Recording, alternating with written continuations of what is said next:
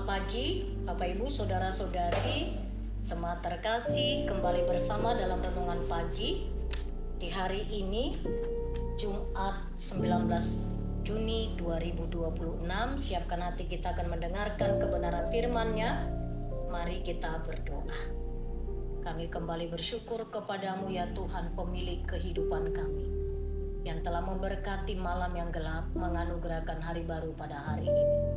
Kami serahkan hidup kami sepanjang hari ini dengan lebih dahulu mendengarkan kebenaran firman-Mu. Berbicara Engkau ya Tuhan, kami siap untuk mendengarkannya. Amin. Pagi ini firman Tuhan dari kitab Kisah Para Rasul, pasalnya yang kelima, ayatnya yang ke-17 sampai ayat yang ke-26. Jemaat terkasih, saya membaca fokus di ayat 17 sampai 18, demikian firman-Nya. Lalu mulailah imam besar dan pengikut-pengikutnya, yaitu orang-orang dari aliran Saduki, bertindak sebab mereka sangat iri hati. Mereka menangkap rasul-rasul itu lalu menjebloskan mereka ke dalam penjara umum. Amin. Saya memberi tema firman Tuhan, bahaya iri hati.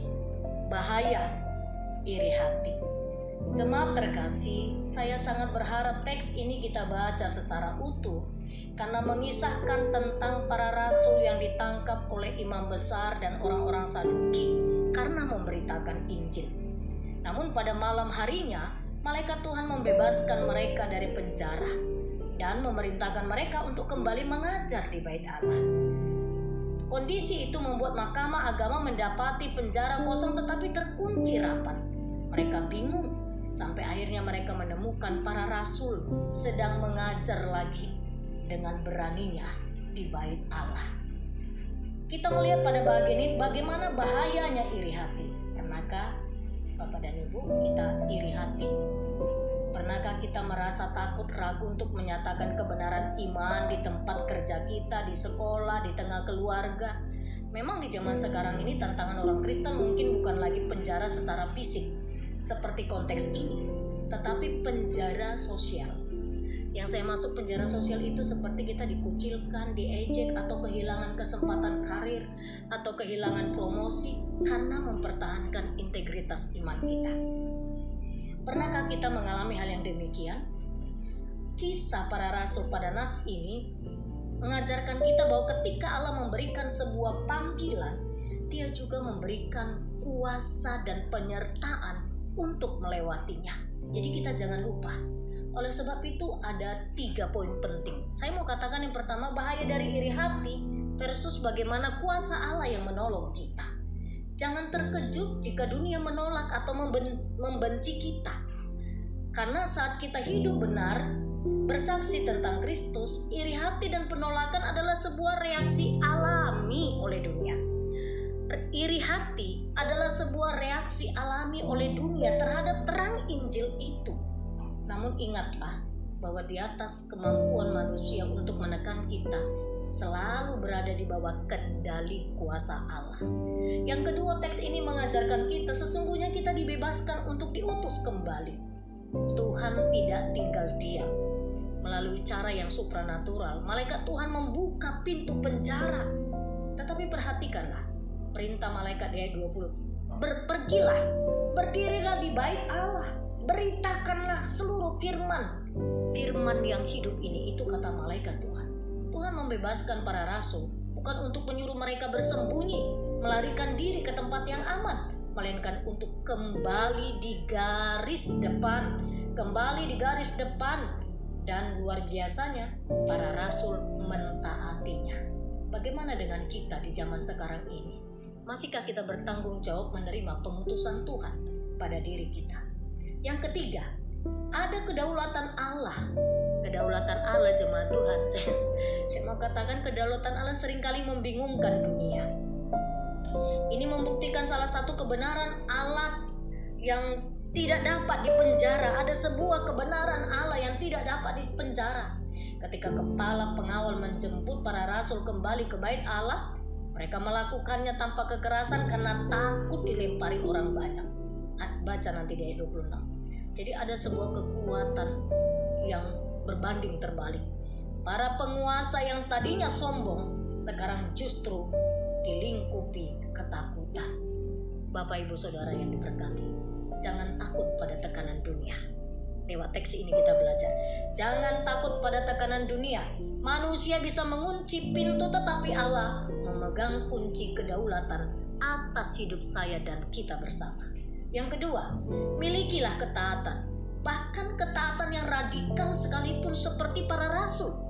Para rasul tidak berdebat dengan malaikat tentang keselamatan nyawa mereka. Mereka langsung pergi ke bait Allah ketika Tuhan meminta kita melayani, menyatakan kebenaran, taatilah tanpa menunda.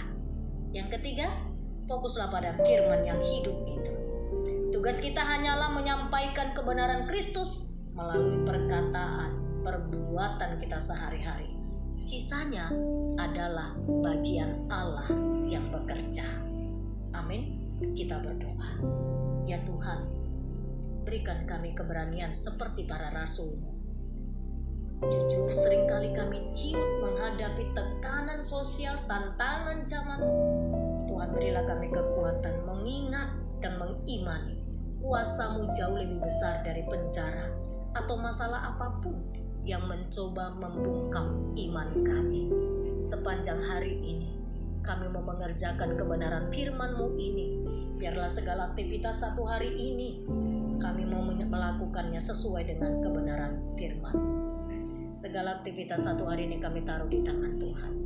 Kami terus menyerahkan untuk anak-anak kami dimanapun mereka berada, dalam tumbuh kembangnya, dalam pendidikannya. Tuhan memberkati mereka seluruhnya. Beri kami kekuatan agar kami juga menjadi teladan iman bagi anak-anak kami. Segala pelayanan kami dalam bentuk apapun, renungan pagi, ibadah kelompok sel, ibadah seksi, kebaktian minggu, biarlah itu menjadi wadah yang kami pakai bertumbuh di dalam kebenaran firman-Mu. Sehingga semakin hari semakin boleh kami nikmati dan kami rasakan karakter Kristus ada pada diri kami. Bapa yang baik, berkati seluruh para pelayan-Mu di GMI Kanaan Medan Selatan. Kami juga menyerahkan jemaat-Mu yang mengalami kelemahan tubuh. Kami terus topang di dalam doa. Ada Amang Arifin Nababan, ada Inang Nyonya Sitorus Inang Hinsa Buru Tambunan, ada Inang Opung Sipra Panggabean, ada Inang Opung Kepin Utauruk Inang Nyonya Utapea, ada Inang Nyonya Utapea Boru Siahaan Mama Naswa. Jemaat-Mu yang lain Tuhan, yang dalam proses pengobatan, Tuhan berbelas kasih Engkau bekerja untuk menjamah, menyembuhkan, memberikan kekuatan, melihat dengan mata iman mereka.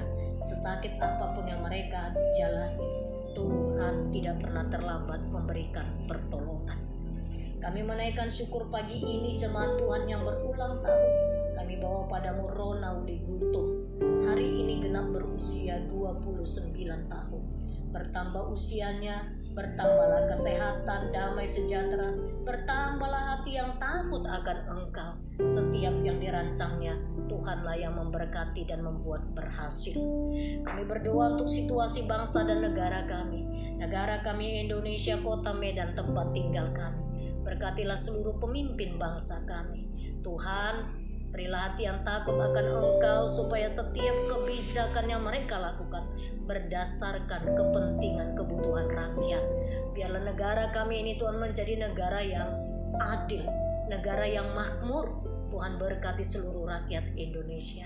Konferensi tahunan Gereja Metodis Indonesia kami serahkan kepadamu, yang mulai berlangsung tanggal 26, 27, 28 Juni. Tuhan berkati untuk Bapak Bishop Antoni Manurung di GMI Wilayah 1. Berkati seluruh kabinet dan jajarannya. Berkati seluruh peserta konferensi yang akan hadir. Sehingga sungguh konferensi tahunan di tahun 2026 ini menjadi pesta rohani bagi GMI Wilayah 1 secara khusus. Terpujilah Engkau ya Bapa. Di dalam nama Tuhan Yesus kami berdoa. Amin.